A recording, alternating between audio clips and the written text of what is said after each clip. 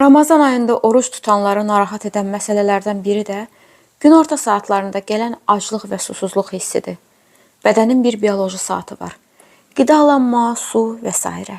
Hər şeyi bədən öz zamanında qəbul edir.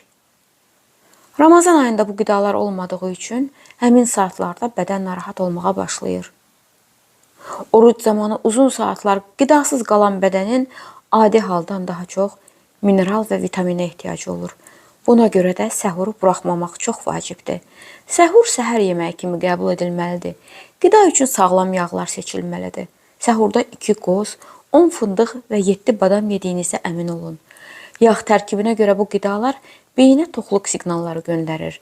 Daha sonra beyin mədəni yavaşladır və insanın aclığa qarşı müqavimətini artırır. Kifayət qədər su için. İftardan səhura qədər olan dövrdə təxminən 1,5-2 litr maye qəbul edilməlidir. Bundan əlavə, səhurda ən azı yarım litr su içmək sağlamlıq üçün çox vacibdir. Ən böyük səhvlərdən biri də imsaq üçün çox az vaxt ayırmaqdır.